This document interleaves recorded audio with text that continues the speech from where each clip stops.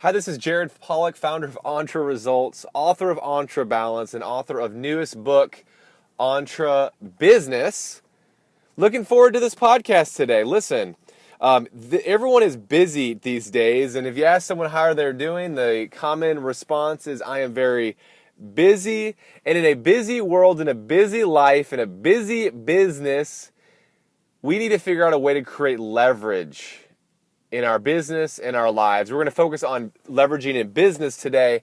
And when I talk about leverage, I mean getting the greatest results with the least amount of time, effort, energy, or resources.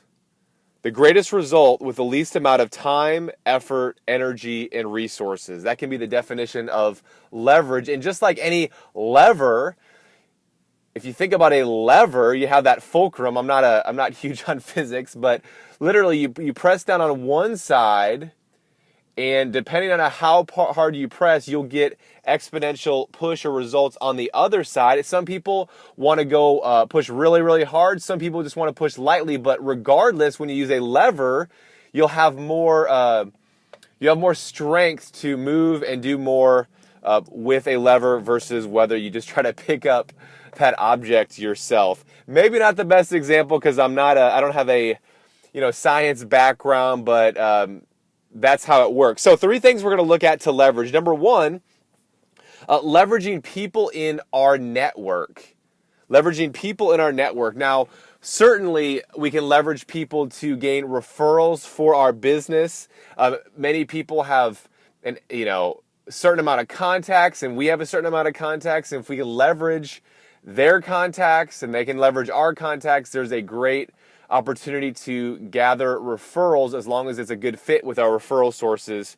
But even different than that or more than that, although there's nothing greater than a referral from someone from our existing network, is just leveraging experience that people have, all the knowledge that people have. And when we do our mastermind groups and we leverage the experiences of other groups in our coaching workshops, we always think, hey, listen, the group is always smarter than the smartest person in the room. The collective experience is always greater.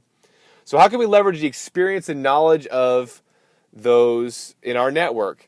That's number 1. Number 2 is how can we leverage other people on our team? Now, you may be at a point where you're saying, hey, I don't have any other people on my team, or I can't add any more people on our team.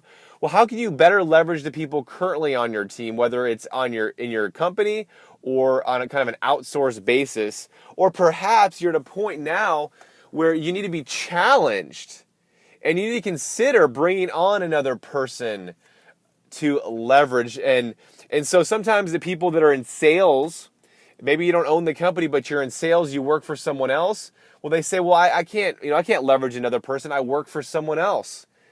That's a limiting belief. Many tremendous salespeople who work for other organizations figure out a way to leverage other people, to leverage a personal assistant, and they end up making more money on their sales commission to way offset the cost of what it would be to pay an assistant. So if you're in sales, maybe you need to bring on someone else to leverage someone else so you can sell more. Third and not least, last and certainly not least, is leveraging systems.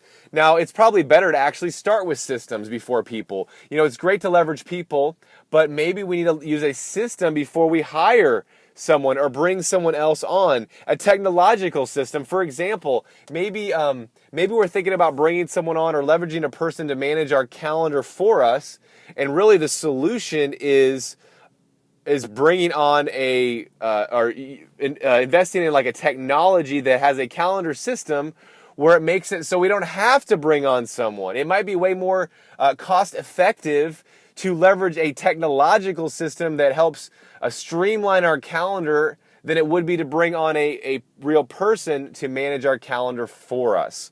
So what system, what technology, what process do we need to create first before we leverage people? So those are 3 things to consider. Go out, leverage, and have fun growing your business.